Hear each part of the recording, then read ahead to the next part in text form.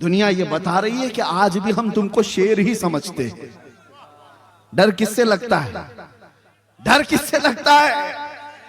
हाँ, कुत्तों को हमेशा शेर से डर लगता है। बताया ये जाता है आज भी हम, डरो मत, हमारी तकरीर में घूम फिर के कुत्ता आ ही जाता है। हाय हाय हाय। ये डंडे वाले, खामोश बिठाने वाले, आप सुबह तक भी बिठाते रहें कोई खामोश नहीं होगा। वजह यह है, इस कौम की खासियत है कि अगर ये एक बार खड़ी हो गई तो दुनिया इसे बिठा नहीं सकती, और एक बार अगर ये होश में आ गई तो अच्छे अच्छों के होश उड़ा सकती है। बस हो गया, इनकी दवा मिल गई। उलमाए अहले सुन्नत, चीरा गया कलेजा जो उस शाके नबी का, रग रग में भरा जौहरे ईमान ही निकला।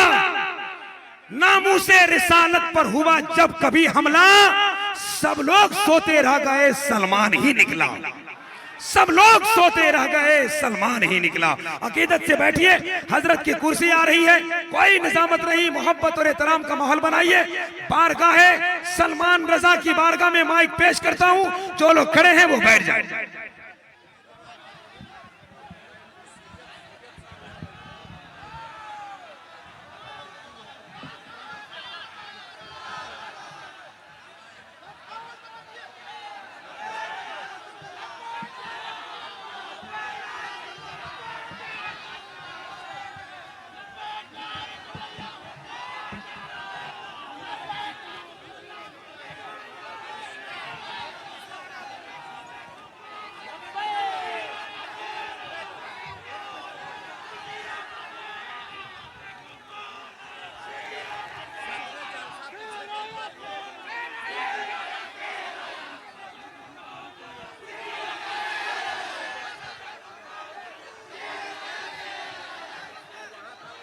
मिंबर नूर पर जलवाबार उलमाए ज़वील एहतराम, मशाइख सादात,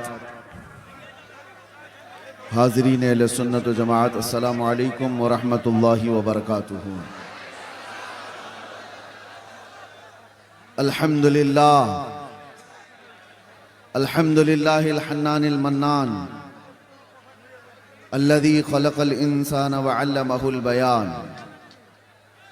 वस्सलातु वस्सलामु अला रसूलिही सय्यिदिल इंसी वल जान व अला आलिही व अस्हाबिही ज़विल खैरि वल इहसान, अम्मा बअद। फ़अऊज़ु बिल्लाहि मिनश शैतानिर रजीम, बिस्मिल्लाहिर रहमानिर रहीम। क़द अफ़लहल मुअमिनून अल्लज़ीना हुम फ़ी सलातिहिम ख़ाशिऊन वल्लज़ीना हुम अनिल लग़्वी मुअरिदून वल्लज़ीना हुम लिज़्ज़काति फ़ाइलून वल्लज़ीना हुम लिफ़ुरूजिहिम हाफ़िज़ून इल्ला अला अज़वाजिहिम औ मा मलकत अयमानुहुम फ़इन्नहुम गैरु मलूमीन। सदक़ल्लाहु मौलानल अज़ीम। बारगाह रिसालत में आप सल्लल्लाहु तआला अलैहि वसल्लम में एक बार दुरूद पाक का हदिया पेश करें। अल्लाहुम्मा सल्लि अला सय्यिदिना मुहम्मदिन मअदनिल जूदि वल करम व आलिहि व अस्हाबिहिल किराम व इब्निहिल करीम व बारिक व सल्लिम सलातन दाइमतन सरमदन अबदा। मेरे अजीज़ों, हमें पता है थोड़ी ही देर की बात है, ये डंडे वाले, खामोश बिठाने वाले, आप सुबह तक भी बिठाते रहें कोई खामोश नहीं होगा। वजह यह है, इस कौम की खासियत है कि अगर ये एक बार खड़ी हो गई तो दुनिया इसे बिठा नहीं सकती, और एक बार अगर ये होश में आ गई तो अच्छे अच्छों के होश उड़ा सकती है। बस हो गया, इनकी दवा मिल गई। बाकी जितने भी डंडे हों, खामोश कराने वाली आवाजें हों, इस कौम को डंडों से क्या डर जो 1400 साल से करबला सुनती आ रही हो। अल्लाह तबारक व ताला जज्बे जवान रखे, जवानों के भी और बूढ़ों के भी। मेरे अजीजों, आप तमामी हजरात जितनी देर से यहां पर बैठे हुए हैं, कारी मुस्लिम साहब से मैं बारहा कह रहा था कि मुझे 12 बजे से पहले ले चलो, लेकिन वो अपने वक्त पर ही लाए। बिहार और बंगाल का मौसम तो हमें समझ में नहीं आता कि यहाँ 12 कब बजते हैं, 2 कब बजते हैं, 4 कब बजते हैं। इसलिए कि मजमे में अंदर आने के बाद पता चलता है ये हर वक्त का शबाब है। और फिर दिल में ये एहसास भी होता है, टुकड़ों पे पलने वाले हुकूमत के पैसों के कोई नेता रात के 12 बजे 4 लोगों को जमा करके दिखाए। ये वाहिद कौम है जो अपने नबी के नाम पर 12 क्या 2 क्या 4 तक भी अपनी जगह से हटने को तैयार नहीं होती। वाह वाह वाह। कौन है ऐसी कड़ाके की सर्दियों में घर बार छोड़कर इन मैदानों में बैठ जाता है। काफी दूर तक मैं देखता आया कि सही से गाड़ी के गुजरने का भी रास्ता नहीं है। मैंने अपने साथ चलने वालों से पूछा क्या लोग आए भी हैं जलसे में, किस अंदाज से किस रास्ते से लेके जाया जा रहा है। उन्होंने कहा था आप अंदर आकर के देखें। बाद में पता चला है लोग ही नहीं आए, पूरी दुनिया यहाँ मौजूद है। सुभान अल्लाह। एक बात मैं आपको बताता हूँ, हुजूर पाक सल्लल्लाहु तआला अलैहि वसल्लम की तारीफ की नहीं जाती, अल्लाह कराता है। और कोई अपनी ताकत से अपनी मन से यहाँ आता नहीं है, बुलाया जाता है। और यही तो बात है कि ऐसे वीरान मैदानों में जहाँ दूर दूर तक सुबह उठ कर के देखें तो कोई आबादी ना नजर आए, लेकिन रात का मंजर ये बताता है, रात का ये मंजर बताता है वो आएंगे, आते होंगे, अभी आएंगे। यही सोच के हमने महफिल को सजा रखा है। हवा का मौसम बता रहा है वो जुल्फ अपनी लहरा रहे हैं। सवारी तैबा से चल पड़ी है, हुजूर तशरीफ ला रहे हैं।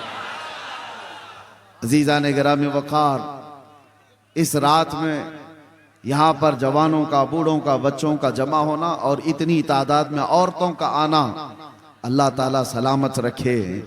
मैं पुरलिया इसलिए भी आपके यहाँ आया, मुझे खबर की गई थी कि यहाँ का घर घर ऐसा था, जब मैं कैद की हालत में था तो दुआओं में मसरूफ था। मस्जिदों से आवाज़ें आती थी, औरतें वो थी जो रोज़े में थी, मन्नतें की हुई थी। मेरे अजीज़ों, ये हक बनता है मैं तो पैदल चल करके आऊं आपके पास। आपकी दुआओं का समरा है जो आज अल्लाह ताला ने आपके सामने मुझे उसी तरह से रखा है। जालिमों ने तो ये सोच लिया था कि इसका गला दबा दिया गया है, मोहम्मद अरबी के शेर को कभी दबाया नहीं जा सकता। अजीज़ान गिरामी वक़ार, हालात आएंगे और इस तरह की और भी बातें आती जाएंगी। और आप क्या समझते हैं, दीन मोहम्मदी सल्लल्लाहु ताला अलैहि वसल्लम का ये जज्बा देने के लिए मैं मुंबई से चल कर बंगाल की सरजमीन पर आया हूँ, तो क्या ये पूरे रास्ते पर सिर्फ तने तनहा मेरी एक ही आवाज है?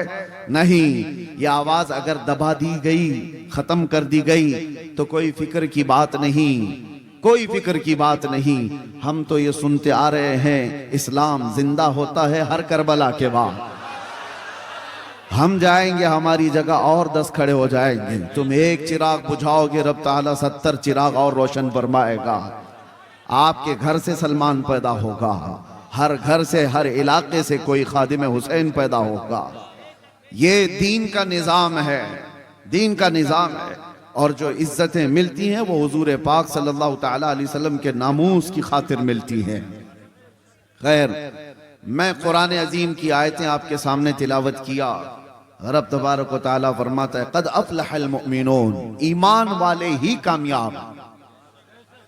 मोमिनों के मुतालिक फरमाया गया ईमान वाले कामयाब हो चुके। कुरान में ये नहीं कहा गया कि कामयाब होंगे। ये जो आयत मैंने पढ़ी है, क़द अफ़लहल मुमिनून, कामयाब हो चुके, ईमान वाले कामयाब हो चुके। बस इतने ही जुमले पर अगर आप तवज्जो दे दें तो दुनिया जिस तरफ तुम्हें कामयाबी का नारा देकर बुला रही है, उस तरफ तुम्हारी निगाहें भी नहीं उठेंगी। रब तुम्हारा फरमा रहा है ईमान वाले कामयाब हैं।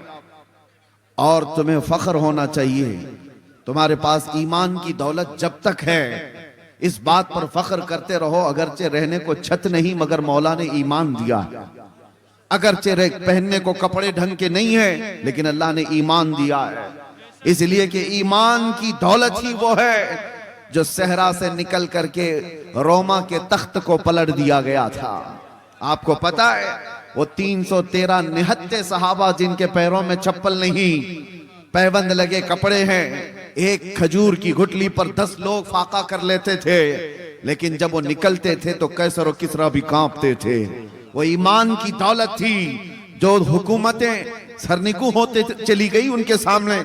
आज भी डर है तो तुम्हारी टोपियों से नहीं, कौम को डर है तो वो दाढ़ियों से नहीं, सिर्फ और सिर्फ तुम्हारी शक्लों से नहीं, जिस दुनिया को डर है वो तुम्हारे अंदर मौजूद ईमान की दौलत से। आपको पता है, वैसे मैं आपको बताऊं, चेहरे दिखने वाले सफेद लिबास के ऊंचे पाजामे और लंबे कुर्ते बहुत सारी तादाद में दिखते हैं, लेकिन उनसे किसी को खौफ ही नहीं है, डर ही नहीं है। इजराइल जैसा मुल्क भी कहता है इस जमात से हमको कोई जरर नहीं, ये चिल्ले में जाए, छट्टी में जाए, कहीं पर भी जाए, लोटे लेकर जाए, कहीं पर भी जाए, ये इस जमात से उनको कोई डर नहीं, बेजरर जमात है। पता ये चला कि डर किससे है फिर? डर अगर व्हील चेयर पर बैठा हुआ एक खादिम हुसैन लब्बैक कहता है, यूरोप को डर है, अमेरिका को डर है, यहां आपको एक बात बता रहा हूं, यूरोप की धरती हिलती है, पैरों से माजूर व्हील चेयर पर बैठ करके भी अगर कोई लब्बैक या रसूल अल्लाह कहता है तो डर इस बात का है कि ईमान है इसके सीने में। और ये ईमान ऐसा है कि मैंने शुरू में ही ये जुमला कहा है कि एक बार अगर ये कौम खड़ी हो गई तो इसे बिठाना मुश्किल हो जाएगा। एक बार अगर ये होश में आ गई तो अच्छे अच्छों के होश उड़ा देती है। इसीलिए दुनिया ने तुम पर करोड़ों डॉलर खर्चा किए कि इनको नशा में मदहोश रखो। हर मुसलमान मोहल्ला नशा से जूझ रहा है, हर इलाका जहां पर हम जाकर देखते हैं सबसे बड़ी शिकायत लोगों की है, हमारे बच्चे नशा में एडिक्ट हो चुके, चरस, गांजा, अफयून, कोकेन, हेरोइन, पता नहीं क्या क्या आ गई हमारे मोहल्लों में। दुनिया दीदा व दानिस्ता तुम्हारे मोहल्लों तक ये पहुंचाइए। तुम क्या समझते हो कि सिर्फ मुसलमान दिलदादा हो गए? अरे बड़ी बड़ी ताकतें पीछे लगी हुई हैं इसके, सजाएं 20-20 साल की यहां रखी गई हैं, उसके बावजूद पूरा का पूरा इलाका कैसे डूब जाता है नशा में। आपको पता है इसके पीछे बड़ी ताकतें मेहनत करती हैं कि नशा बेचने वाला इनका हो, लेने वाला इनका हो, करने वाला भी इनका हो, तबाह घर इनके हो। वजह यह है कि ये जब जब होश में आएंगे, जब जब होश में आएंगे, तारीख बताती है कि एक बार होश में आ गया तो सलाहुद्दीन निकल जाता है, होश में आया तो शहाबुद्दीन निकल जाता है, होश में आया तो औरंगजेब आ जाता है। दुनिया को पता है, इसीलिए इसे मदहोश रखो, इसे नशा में रखो, इसे आवारगी में रखो। आवारागिरी करने के लिए तुम्हें इतने सामान मुहैया कर दिए जाएंगे, इतने सामान इतनी आसानी से। क्यों भाई? तुम्हारे हाथ में इंटरनेट धड़ाधड़ मुफ्त दिया जाता है। क्यों? तुम्हें एडिक्ट बनाने के लिए ही तो, कि रात के 2 बज रहे हो कि 4 बज रहे हो, हमारा बच्चा पबजी खेलता रह जाए, उसकी मां पुकारती रह जाए, वो गेम में मसरूफ रहे हैं। इसके दिन के 18 घंटे फेसबुक और इंस्टा सर्च करने में लग जाए, बाकी ये कुछ ना कर सके। आप क्या समझते हैं चरस गांजा ही ये नशा नहीं है? इंटरनेट भी अपने आप में एक बहुत बड़ा नशा है। जब ये किसी से निकाल लिया जाए तो उसके हाथ पैर कांपने लगते हैं। तुम्हें नशे में मदहोश रखा जाता है, इसलिए कि दुनिया जानती है इसको नशा में रखो। पूरे अरबों को भी इन्होंने नशा में रखा, पूरे अरब को। लेकिन मेरे अजीज हो, मुझे फख्र है इस बात का कि नशा में आदमी जितना भी आ जाए, नशा में जितना भी आ जाए, अगर आदमी बेहोश होता है ना, उसको चूंटी काटो, उसको कैंची मारो, उसको ब्लेड मारो, तो उसके हाथ पैर नहीं हिलते। पूरा अगर सुन हो गया, बेहोश हो गया। लेकिन अगर होश में है तो थोड़ी सी चूंटी काटो तो फड़क उठता है और तड़पने लग जाता है। उसको थोड़ी सी सुई चुबा दो, उछल जाएगा।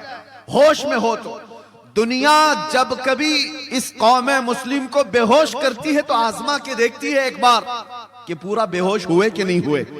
और आजमाने का तरीका उनका यह है कि तुम्हें चाकू छुरी मार करके नहीं देखा जाता, एक बार रसूलुल्लाह की गुस्ताखी करके देखी जाती है। किसी जालिम कुत्ते को खड़ा किया जाता है भौंकने के लिए, नबी आखिरुज़्ज़मान सल्लल्लाहु अलैहि वसल्लम की शान में भौंको, उसको फंडिंग की जाती है, उसको हुकूमत की पहरेदारी दी जाती है, सब कुछ, और वो भौंकता है कहीं बैठ करके। और फिर देखा जाता है उम्मत मोहम्मदिया को कि ये पूरी बेहोश हुई कि नहीं हुई, पूरी बेहोश हो गई या नहीं हुई, या आसमाने के लिए खड़ा किया जाता है हर दौर में। अरबों को उन्होंने देखा बेहोश हो गए, ये कहीं कुछ करने वाले नहीं, इसलिए उनके सरों पर आकर बैठ गए। लेकिन फख्र है मुझे गरीब नवाज के इस हिंदुस्तान पर, यहां पर भी नशा में सालों से हमें मदहोश तो किया गया, और फिर यहां पर भी चेक करने के लिए कुछ पाखंडियों को खड़ा किया गया और गुस्ताखाने रसूल को खड़ा किया गया, भौंको मोहम्मद अरबी की शान में। लेकिन कसम खुदा की मैंने देखा हिंदुस्तान के मशरिक से मगरिब, शुमाल से जुनूब तक कोई खित्ता ऐसा नहीं जो हुजूर की गुस्ताखी पर सोया हुआ हो। हर मोहल्ले का बच्चा खड़ा हुआ और इन कुत्तों को बताया आज भी गैरत मौजूद है, अपना सब कुछ गुंबद खजरा कल भी था, और मेरे नबी से मेरा रिश्ता कल भी था। और दुनिया को कैसे पता चला कि ये होश में है? यही रात के 3 बजे का मजमा जब कहता है लब्बैक या रसूल अल्लाह, दुनिया को अच्छी तरह समझ में आया कि ये पूरे बेहोश नहीं हुए। और अल्लाह का करम है, ईमान जब तक तुम्हारा सलामत होगा तुम बेहोश नहीं होंगे, बेहोश नहीं होंगे। और इसी ईमान की बात मैं कर रहा हूं, चाहे जितने भी तुम्हारे अंदर खराबियां लाकर डाल दी जाएं, लेकिन इश्क़े मुस्तफा मौजूद हो तो ये बुराइयां तुम्हें बेहोश नहीं करेंगी। हाँ, इसीलिए मैं एक जुमला कहता हूं, हमारा बच्चा आज गुनहगार तो हो जाता है लेकिन मेरे मुस्तफा का गद्दार नहीं होता। गुनहगार होना और है, गद्दार होना और है। नामूसे मुस्तफा पर बात आए तो ये सब अपने घरों से निकल जाते हैं। नामूसे मुस्तफा पर बात आए तो फिर ये नहीं देखते कि मेरे लिए आसपास क्या मामलात हैं। यही ईमान की अलामत है जो आज मौजूद है। अभी मैं अगर आपसे कहूं अशहदु अन्ना मुहम्मद और रसूलुल्लाह सल्लल्लाहु अलैहि वसल्लम, मैंने नाम लिया मेरे नबी का, तुमने अंगूठे चूमे और लगाए क्यों? अपने लबों से अंगूठा चूमा और आंखों से लगाया। मैंने कहा तो नहीं किसी को, मैं नाम लेता हूं, आपके हाथ खुद ब खुद उठते हैं। नाम में यह असर है, मोहम्मद रसूलुल्लाह सल्लल्लाहु अलैहि वसल्लम। ये नाम जब लिया जाता है, और गौर से देखना ये सिर्फ सुन्नियों के हाथ उठते हैं, अंगूठे सबके नहीं उठते, सुन्नियों के उठते हैं। वो चाहे किसी भी हालत में बैठा हो, अरे पान खा रहा हो, कुछ भी कर रहा हो, नाम आया तो अंगूठों को बोसा लिया और फिर आंखों से लगाया। ये इस बात की अलामत है तुम्हें चूमने के लिए ऑर्डर देने की जरूरत नहीं, अंदर जो मौजूद इश्क है वो बेइख्तियार अंगूठे उठा देता। अंदर जो मोहब्बत है वो अलामत में बता रहा हूं, अलामत में बता रहा हूं। कौन कहता है ये मरी हुई कौम है? कौन कहता है? हमारी इस कौम को बोल बोल बोल करके नर्वस कर दिया गया कि मरी हुई कौम है, बिखरी हुई कौम है, टूटी हुई कौम है। अरे मैं इसलिए आता भी हूं, अगर मरी हुई, टूटी हुई, बिखरी हुई कौम है तो हमारा ही नाम पूरे इलेक्शन में चलता क्यों है? हाय हाय हाय हाय, क्या बात। सारे मुद्दे तो हमारे हैं, और दज्जाली मीडिया को हमारे बगैर तो दुकान भी नहीं चल सकती, हमारे नाम के बगैर तो दुकान भी नहीं चलती। 24 घंटे में आप देखो, किसी को भी खोलो, अरे वहां दाढ़ी तो दिखी जाएगी, टॉपिक तो कोई टोपी दिखी जाए, किसी का बुर्का दिख जाए, कभी मस्जिद के मीनार और मिंबर, कुरान की आयतें, कुल मिला करके गरम करने के लिए। बल्कि हद तो ये है, किसी चलते फिरते नेता को जो कोई पूछता ही नहीं, फेम लेना है, मशहूर होना है, तो उसे हमारे खिलाफ भौंकना पड़ता है, हमें गालियां देनी पड़ती हैं। इस्लाम को, कुरान को जब भौंकता है तो मशहूर होने की कोशिश करता है। मैं सोचता हूं अरे तेरे पास कुछ था नहीं जो बोल के मशहूर होता, तुझे मशहूर होने के लिए भी मेरे दीन का सहारा लेना पड़ता है। हुजूर की जात पर भोंकता है और विलन बनने की कोशिश करता है। लेकिन एक बात मैं आपको बता दूं, उस फेम में और इस फेम में बड़ा फर्क है। गाली देकर मशहूर होने वाला और तारीफ करके मशहूर होने वाला, दोनों में बड़ा फर्क है। गाली देने वाला एक बार देगा, जिंदगी भर छुप छुप करके घूमना पड़ेगा, और तारीफ करने वाला कहीं छुप के बैठता ही नहीं, बल्कि उसकी तारीख तारीख तारीख तारीख। वाह वाह वाह, हमने देखा है, तारीफ करो मुस्तफा की और उसके बाद छुपने का मौका ही नहीं मिलता। हम देखते हैं ना हमारी रात है और हमारा दिन बचा है, सब दे दिया और जहां गए हजारों के मजमे में तन्हा गए। वजह क्या है? फर्क है, यही फर्क है। आज से मैं कहता हूं, जो ईमान की दौलत तुम्हारे पास बाकी है उसको मैं बताना चाहता हूं। मरे नहीं हो, अब मरे नहीं हो, बाकी हो तभी तो जिक्र चल रहा है।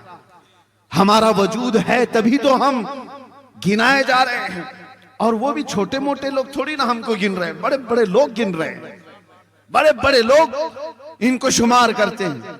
मैं कभी कभार सोचता हूं कि बहुत छोटे छोटे से बच्चे बंगाल के आए हों, तो जगह जगह उनके साथ मार पीट, उनको भगाने की कोशिशें कई इलाकों में दिखती। वजह यह है कि बिहारी होना या बंगाली होना मसला नहीं है, मसला इसका मुसलमान होना है। लोगों को यह तकलीफ कि यह मुसलमान है, इसको रहने ना दिया जाए। ये सारे मामलात तुम्हें जगाने के लिए हैं। दुनिया ये बता रही है कि आज भी हम तुमको शेर ही समझते हैं। डर किससे लगता है? डर किससे लगता है? हाँ, कुत्तों को हमेशा शेर से डर लगता है। बताया ये जाता है आज भी हम, डरो मत, हमारी तकरीर में घूम फिर के कुत्ता आ ही जाता है। हाय हाय हाय, नारे तकबीर, नारे रिसालत, मसलके आला हजरत, शेर हिंदुस्तान। मेरे अजीजों, आपको जो डरा रहा है ये कहकर के बिखरी हुई टूटी हुई कौम है, उनकी तरफ तवज्जो मत करो। आपके पास जो चीज है उसे अच्छी तरह से मालूम है, उसे अच्छी तरह मालूम है। नबी पाक सल्लल्लाहु ताला अलैहि वसल्लम पर मर मिटने का जज्बा जब तक तुम्हारे अंदर सलामत रहेगा, जब तक बाकी रहेगा, खुदा की कसम कभी तुम्हें रूए जमीन से पूरी तरह मिटाया नहीं जा सकेगा, कभी नहीं। हाँ, एक बात है, उस कौम को मिटना ही चाहिए जो अपने नबी की इज्जत के लिए सीरियस नहीं, जो हसास नहीं। उस कौम को तो जाना ही चाहिए, चाहे वो आलिम के लिबास में हो, मुफ्ती के लिबास में हो, पीर के लिबास में हो। जो अपने नबी की इज्जत के लिए हसास नहीं, उसे इस जमीन पे जीने का हक क्या है? इमाम मालिक रज़ी अल्लाह ताला अन्हु फरमाते हैं, आपसे पूछा गया हुजूर पाक की शान में गुस्ताखियां होने लगे, गालियां दी जाने लगे और उम्मत खामोश बैठी रहे तो क्या होगा? इमाम मालिक फरमाते हैं, वो फरमाते हैं अन करीब जमीन फट जानी चाहिए और उस उम्मत को धस जाना चाहिए।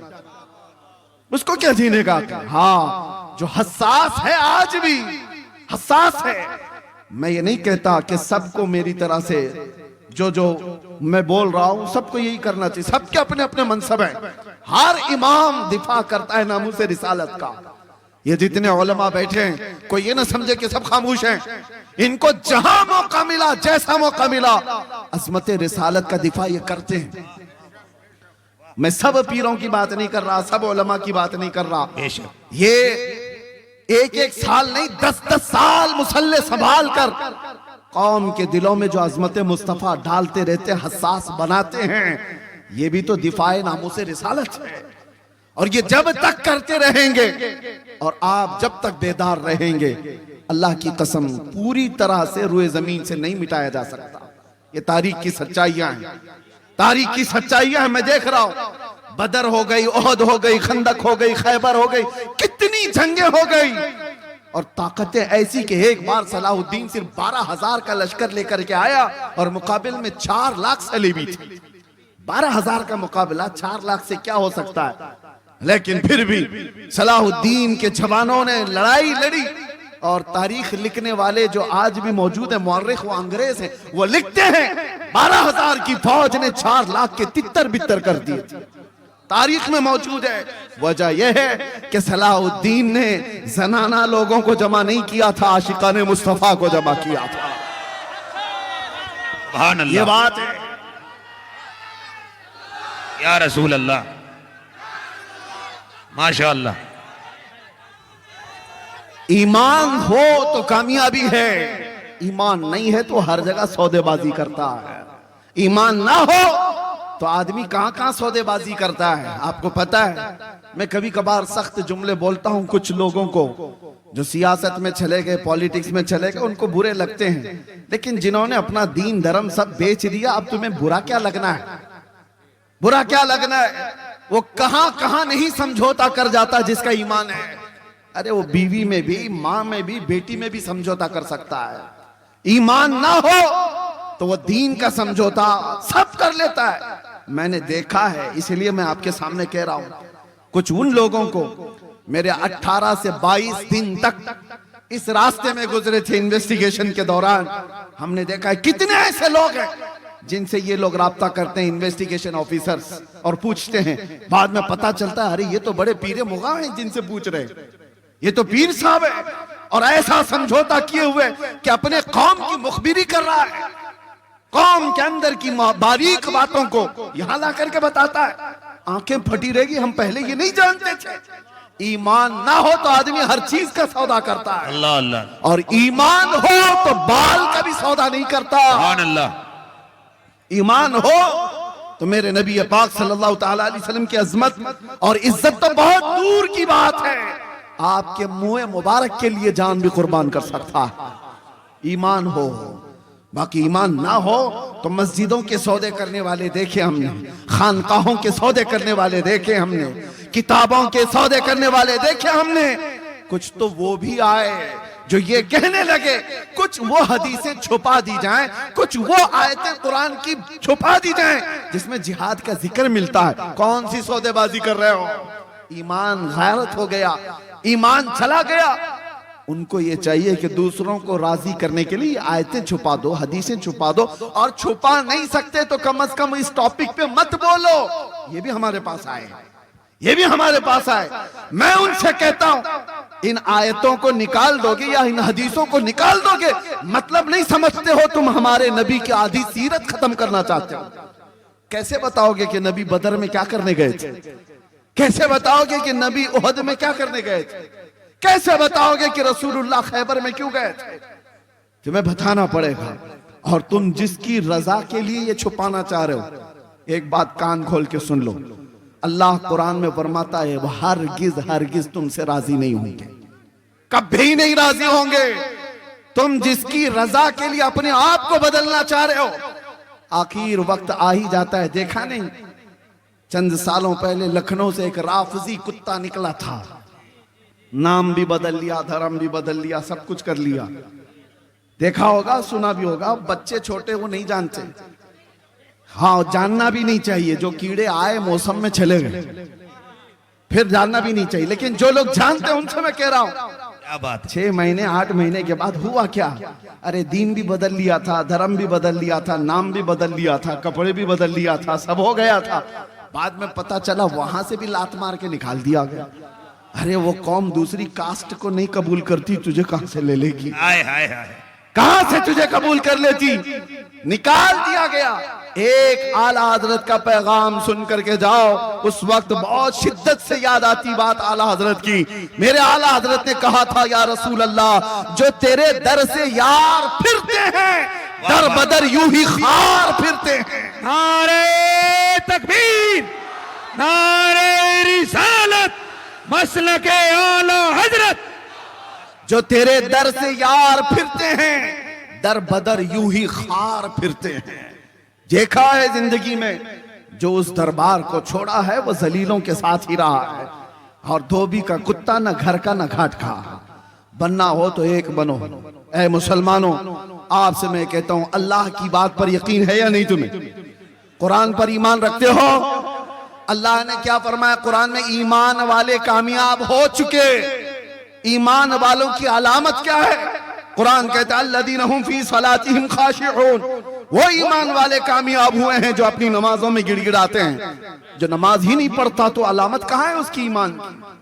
नमाज से ही गाफिल है तो गिड़गिड़ाएगा कहां? आ जाओ मस्जिदों को आबाद करो। इनकी वीरानियां तुम्हारे दिल की वीरानियां हैं। मस्जिदों का खालीपन तुम्हारी इज्जतें बर्बाद कर देंगी। इनकी सफों को भरने के बाद तुम्हारा ईमान जगमगाता है। और अल्लाह ताला आगे फरमाता है वो जो ज़कात देते हैं वो ईमान वाले कामयाब हैं, और वो जो अपनी शर्मगाहों की हिफाजत करते हैं वो ईमान वाले कामयाब हैं, और जो बेहयाई से चेहरा फेर लेते हैं वो ईमान वाले कामयाब हैं। आज नौजवान तबके को मैं देखता हूं, क्या तुम्हारे पास ईमान है, इश्क रसूल है, हुजूर से मोहब्बत करने का दावा करते हो, फिर ये अलामतें कहां हैं? तुम्हारी नमाज कहां, तुम्हारी ज़कात कहां है? तुम्हारी मस्जिदें बेइबादत क्यों हो गई? तवज्जो की जरूरत है। मस्जिदें यूं ही नहीं शहीद होती। जब खाली तुम कर जाते हो तो दूसरों की निगाहें उसकी तरफ उठने लगती हैं। फजर में अगर तुम्हारे जुमा का माहौल होने लग जाए, कसम खुदा की कोई एक भी तुम्हारी मस्जिद की तरफ आंख उठा के दिखा दे, कभी दिखा दे। तुमने आज अपने इबादत खानों को वीरान किया। और कुरान ये कहता है ईमान वाले कामयाब है। अल्लाह की जात पर यकीन रखो, अल्लाह की जात पर। और इसीलिए मस्जिद से सुबह से लेकर रात तक 5 बार मुअज्जिन पुकारता है, जिसमें 10 बार ये कहा जाता है हय्या अलल फलाह, कामयाबी की तरफ आओ, कामयाबी की तरफ आओ। पहले मुअज्जिन क्या पुकारता है? हय्या अलस सलाह, नमाज की तरफ आओ और कामयाबी की तरफ आओ। नमाज की तरफ आने वाला ही कामयाब है। 10 बार दिन में बोला जाता है। और फिर ये पर्चे लेकर के घूम रहा है किसके पास? कामयाबी दिला दो नेताजी के पास, सेठों के पास, कंपनियों के पास, कि कोई अच्छी जॉब लग जाए मैं कामयाब हो जाऊं। अरे तुमने कामयाबी का मेयार क्या समझ रखा है? गाड़ी, बंगला और घर, ये सारी चीजें कामयाबी का मेयार है? नहीं। कामयाबी का ये मेयार होता तो दुनिया अबू जहल से डर रही होती, अबू लहब से डर रही होती। कामयाबी का मेयार ये है वो अबू हुरैरा जो 70 सहाबा के बीच बैठकर खजूर खाकर पूरी जिंदगी गुजारा करते थे। पूरी दुनिया उस फाका कश सहाबी से भी घबराती है, डरती है। क्यों? ईमान था और कामयाबी के मेयार को पहुंचा हुआ था। ईमान ये कामयाबी है। ये गाड़ी, बंगले, ये सारी चीजें मिल गई तो मिल गई, वरना कामयाबी तुम्हारी उसमें नहीं है। अल्लाह बुला रहा है तुम्हें कामयाबी की तरफ। अब मैं जुमले समेटते हुए आखिर में इतनी नसीहत जरूर करूंगा। ये दौर वो है जिसको आला हजरत ने हमें यूं कह करके नसीहत की थी, सुना जंगल रात अंधेरी, छाई बदली काली है, सोने वालों जागते रहियो चोरों की रखवाली है। आंख से काजल साफ चुरा ले या वो चोर भला के हैं, तेरी गठरी ताकी है और तूने नींद निकाली है। सोना पास है, सोना जहर है, सोना बन है, सोना जहर है। उठ प्यारे, तू कहता है मीठी नींद है, तेरी मथी निराली है। ये आला हज़रत की नसीहतें हैं। दुनिया आज एक वीरान जंगल की तरह है। यहाँ पर सूना जंगल है, अंधेरी रात है, कोई दिखता नहीं है मदद के लिए। ऐसे वक्त में सोना तुम्हारे लिए अच्छा नहीं है, जागते रहो। और यहाँ चोरों की रखवाली है। ये दुनिया को जो देख रहे हो आप, अरे बड़े बड़े साहबे इक्तिदार आज नंगे दिख रहे हैं। इंटरनेट पर आप देख रहे होंगे, पता नहीं कौन कौन सी फाइल अभी खुलती जा रही है, कौन कौन सी फाइलें खुलती जा रही हैं, कितने कितने उसमें बाहर नंगे नजर आ रहे हैं। ये देखो अपनी आंखों से, ये वो लोग हैं जिनका इक्तिदार का नशा था। वो कामयाब नहीं, वो अंदर से नंगे थे, वो नंगे थे।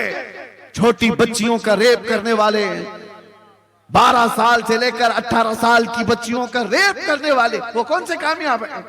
चाहे वो कितनी बड़ी ऊंची गद्दी पर बैठा हुआ है, वो महरूम है कामयाबी से, वो नंगा है।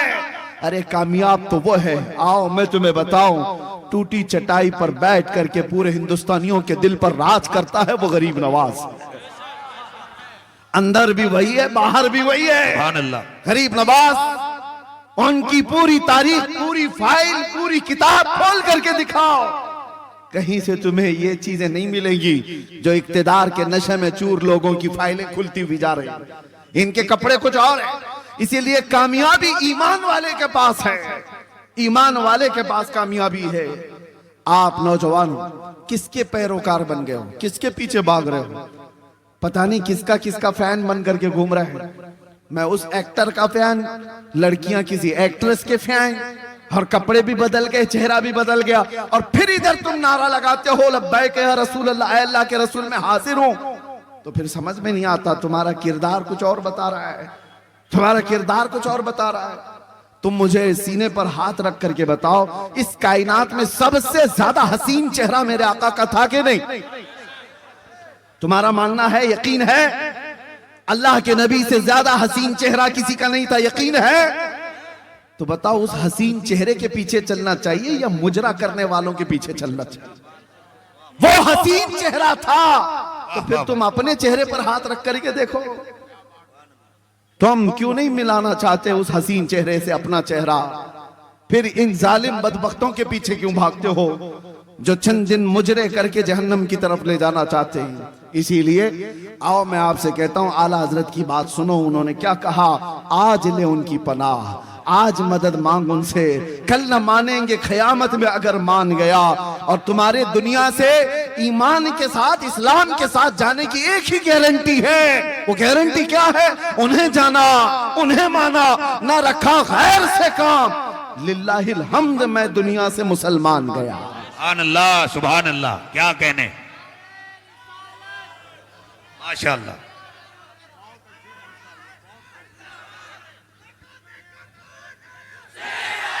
हाय हाय हाय हाय।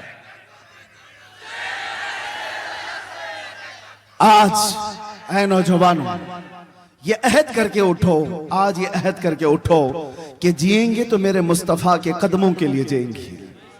हमारी आंखें दुनिया की रंगीनियां बहुत देख चुकी हैं, हमारी आंखें दुनिया की रानाइयां बहुत देख चुकी हैं। अब जितने दिन जिंदगी के बाकी हम में से किसी को नहीं पता कल मलकुल मौत घर आने वाले हैं या रास्ते में ही हमको उठाया जाने वाला है। जितनी देर ये आंखें बाकी हैं, कम अज कम बाकी जिंदगी अल्लाह की बारगाह में ये तमन्ना करो कि इन आंखों ने दुनिया की रंगीनियां बहुत देखी, अब थक चुकी है। मौला कुछ ऐसा कर दे मेरे किरदिगार आंखों में, हमेशा नक्श रहे रूए यार आंखों में। उन्हें ना देखा तो किस काम की है ये आंखें कि देखने की है सारी बहार आंखों में। पिया है जामे मोहब्बत जो आपने नूरी, हमेशा उसका रहेगा खुमार आंखों में। इन आंखों को एक तलब दे दो, एक तड़प दे दो। अब जीऊंगा और जब तक बाकी हैं आंखें इसलिए रखूंगा कि कोई रात ऐसी आ जाए कि मेरे आका का दीदार हो जाए। ये तमन्ना रखोगे कि नहीं रखोगे? ये तड़प रखोगे कि नहीं? फिर आप अपने स्क्रीन पर उरिया तस्वीरें देखना बंद करना, ये सोच करके कि मेरी आंखें इन नंगी तस्वीरों के लिए नहीं, आमिना के लाल को देखने के लिए मुझे अपनी आंखें बचा रखनी है।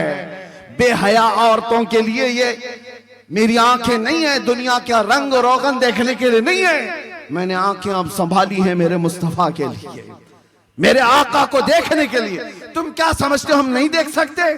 ऐसा कभी नहीं हो सकता। आपको मैं बताऊं, हुजूर की जियारत करने के लिए कहीं पर भी फुकाए कराम ने नहीं बताया बड़ा परहेजगार होगा तो ही जियारत होगी, बड़ा मुत्तकी होगा तो ही जियारत होगी, नमाजी होगा तो ही जियारत होगी।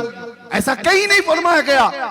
बस इतना है कि उनको जब करम हो जाए किसी पर, वो जिस पर करम कर दें, आता है फकीरों पे उन्हें प्यार कुछ ऐसा, खुद भीख दें और खुद कहें मंगते का भला। उम्मती होना बस काफी है।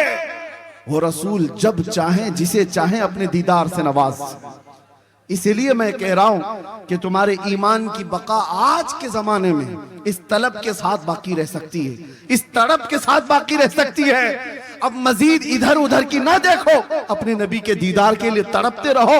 रोज घर जाओ तो ये कहते हुए मैं सो जाऊं या मुस्तफा कहते कहते, खुले आंख सल्ले अला कहते कहते। और जानते हो मेरा रसूल इतना गैरतमंद है, एक बार पुकार करके तो देखो, यूं कहो सुना है आप हर आशिक के घर तशरीफ लाते हैं या रसूल अल्लाह, सुना है आप हर आशिक के घर तशरीफ लाते हैं। मेरे घर में भी हो जाए चिरागा या रसूल अल्लाह, मेरे दिल में भी हो जाए चिरागा। तलब सच्ची हो तो रात आ ही जाएगी जब किस्मत बदल जाए, जब जिंदगी में इनकलाब आ जाए और देखने वाली आंखें फिर कहेंगी, जो भी तुम्हें देखेगा वो मुस्कुराता हुआ कहेगा बदन से खुशबू मोहम्मद की आती है, मदीने वाले की आती है सल्लल्लाहु अलैहि वसल्लम। वजह यह है कि हमने दुनिया की तमाम रानाइयों और रंगीनियों को अपनी आंखों में बसा रखा है। छोड़ो निकलो, ईमान इस बात की गमाजी करता है कि जिए तो वो सिर्फ अपने नबी पाक की जात के लिए। एक मिसाल देकर खत्म करता हूं, सुनो। अल्लाह के नबी सल्लल्लाहु अलैहि वसल्लम ने एक दिन यह फरमाया, हुब्बिबा इलैया मिन दुनियाकुम सलासा, तुम्हारी दुनिया में से मुझे 3 चीजें पसंद हैं। हुजूर ने फरमाया दुनियावी चीजों में मुझे 3 चीजें पसंद हैं। जुइलत कुर्रतु ऐनी फिस्सलाह वन निसाउ वत्तीब, नमाज, हुजूर फरमाते नमाज मुझे पसंद, औरत और खुशबू। औरतों को इसलिए कि लोग हिकारत से देखते थे, औरतों को मकाम नहीं दिया जाता था, उनको अलग कैटेगरी में रखा जाता था। हुजूर ने अपनी पसंद बता करके उनका मकाम बुलंद किया था। 3 मेरे आका ने 3 चीजें फरमाई। अब सुनो, एक आशिक रसूल क्या कहता है। अबू बकर सिद्दीक से पूछा गया, आपको भी दुनिया में कुछ चीजें पसंद है? पसंद होने में कोई कह सकता है मुझे मेरा बेटा बहुत पसंद है, मुझे मेरी बीवी पसंद है, मेरी बेटी पसंद है, लेकिन सिद्दीक अकबर की इस मोहब्बत पर कुर्बान जाओ, ईमान क्या है? वो कहते मुझे भी दुनिया में 3 चीजें पसंद है, 3 चीजें पसंद है। पूछा गया वो 3 क्या है? सुनो, नंबर 1 वो कहते हैं, हजरत अबू बकर सिद्दीक कहते हैं, अन नज़रु इला वजहि रसूलिल्लाह, जिंदगी भर रसूलुल्लाह के चेहरे को देखना, ये पहली पसंद। दूसरा क्या है? पूछा गया, चलो एक बात तो समझ में आई, हुजूर को देखना आपकी पहली पसंद। दूसरा क्या है? वो कहते हैं वह इन्फाकु माली अला रसूलिल्लाह, दूसरी पसंद ये है कि मेरा पूरा माल सिर्फ रसूलुल्लाह के लिए खर्चा हो। फिर पूछा गया तीसरा क्या है? वो कहते हैं अन यकूना इब्नती तहत रसूलिल्लाह, तीसरी पसंद ये है कि मेरी बेटी रसूलुल्लाह की निकाह में। सुभान अल्लाह। कुल मिलाकर के जो पसंद है वो हुजूर के आसपास है, देखना हुजूर को है, खर्चा हुजूर पर है, बेटी हुजूर के पास रहे। इसी को इकबाल ने क्या कहा था, बमुस्तफा बरसा खैश के दी हमाऊस, अपने आप को नबी के कदमों तक पहुंचा दे। दीन यही है, दीन यही है। गरबाऊन रसीदी तमाम अबू लहब, अगर अपने आप को वहां तक नहीं पहुंचा सका तो जिंदगी अबू लहब की तरह है। ऐ नौजवानों, आज इस रात यही गुजारिश करके रुखसत हो जाऊंगा, उठो वो गरना हश्र न होगा फिर कभी, दौड़ो के जमाना छाल अपनी चल गया। मैं तुम्हें चाकू छुरी हथियार ब्लेड रखने की बात नहीं कर रहा, हथियार उठाने की बात नहीं कर रहा। मैं जानता हूं यहां मैं प्लास्टिक की चाकू की भी बात करूंगा तो कल आतंकवादी का लेबल लगा दिया जाएगा। हमें उन हथियारों से क्या लेना देना। मैं तो सिर्फ इतना कहने आया हूं, ऊपर से लेकर नीचे तक तुम्हारी चाल चलन उठक बैठक हर चीज में इश्क़ रसूल का जामा पहन लो। जिस तरफ से गुजरोगे हथियार की जरूरत नहीं, तुम्हारी खुशबुओं से हजारों कीड़ों की वो ही मौत हो जाए, तुम्हारी चलत फिरत से यूं ही कीड़ों की मौत हो जाए। आप इश्क़ मोहम्मदी में डूब जाओ, नशा से ऐसे आजाद हो जाओ। वो नशा किस काम का जो बीवी और बेटी में फर्क नहीं पैदा कर सकता, जो हलाल और हराम, कुफ्र और शिर्क और ईमान के दरमियान इम्तियाज नहीं कर सकता। अरे 36 घंटे बदहोश रहने वाला वो नौजवान चरस गांजा अफीम खा करके जो अपने और गैर को पहचान नहीं पाता, छोड़ उस नशा को। नशा करना ही है तो इश्क़ मोहम्मदी का करो, मोहब्बत मुस्तफा का करो, कि जिसके सर चढ़ करके ये नशा बोलता है तो फिर वो आम आदमी नहीं रहता, फिर वो जमाने का आला हजरत बन जाता है, वो जमाने का सादी शिराजी बन जाता है, वो जमाने का हाफिज शिराजी बनता है। उसकी जुबान से निकलने वाले कलमे हर एक को मशहूर कर देते हैं। इसीलिए आओ डूब जाओ इश्क़ मोहम्मदी में। आपको आकर के उलमा से पूछना चाहिए। मौलाना तलाक के मसले मैंने बहुत पूछे हैं, इद्दत के बारे में बहुत पूछा, विरासत के बारे में बहुत पूछा। अब जरा ये तो बताओ मेरे आका कैसे खाते थे, मुझे ये बताओ मेरे आका आका क्या पहनते थे, मुझे ये बताओ मेरे आका कब चलते थे, कब बैठते थे, कब मुस्कुराते थे, क्या बोलते थे। मुझे ये बताओ मेरे आका ने मंगनी भी की है या नहीं। मुझे ये बताओ मेरे आका ने वलीमा किया है तो कैसे किया है। अगर हुजूर के घर में बच्चा हुआ था तो अकीका कैसे किया गया था। ये होती है तलब। जब अपने नबी से मोहब्बत हो तो ये तड़प हो, आप आओ और पूछो, पूछ पूछ करके अपने नबी की सीरत पर अमल करो। वो दिन आ ही जाएगा, वो दिन आ ही जाएगा। कद अफलहल मुमिनून का तोहफा जो अल्लाह ने तुम्हें दिया है वो सर चढ़कर बोलने लगेगा। दुनिया पुकार कर कहेगी इससे ज्यादा कामयाबी इस रोए जमीन पर कोई नहीं दिखता, कोई नहीं दिखता। इसीलिए कुरान की आयत की तर्जुमानी करते हुए इकबाल ने कहा था कि मोहम्मद से वफा तूने तो हम तेरे हैं। अरे ये जहां चीज है क्या, लौह कलम तेरे हैं। और कैसे गिरे पड़े क्यों ना हो, बीमार क्यों ना हो, कोई पूछता क्यों ना हो, दामने रसूल से वाबस्ता हो करके तो देखो। अरे गरीब बस्ती में भी जाओगे तो हजारों के मजमे में लगोगे, कहीं पर भी जाओगे इज्जतों के साथ उठाए जाओगे। आज हमको कर्नाटक की सरजमीन से यहाँ तक का सफर करने पर हो सकता है अजनबियत मालूम हो, नए लोग हैं, मेरा ना ननिहाल है, ना ददियाल है, ना ससुराल है, कुछ नहीं, लेकिन लोग आंखों पर बिठाते हैं, देखने के लिए बेकरार होते हैं। वो इसलिए नहीं कि ये मेरा जुब्बा कुब्बा और मेरी टोपी देखने आते हैं या मेरा कोई सियासी मनसब देखने आते हैं, नहीं, दूर दराज से 100-200 किलोमीटर का सफर करके इस मैदान में जमा होते हैं तो सबको पता है। और मैं जानता हूं ये इज्जतें मेरे बाप से, मेरे खानदान से, पैसों से, ओहदे से, इल्म से दी हुई नहीं है। बात सिर्फ इतनी है, जब तक बिके न थे तो कोई पूछता न था। या रसूल अल्लाह तुमने खरीद कर हमें अनमोल कर दिया, लब्बैक या रसूल अल्लाह, या रसूल अल्लाह। वाह वाह वाह।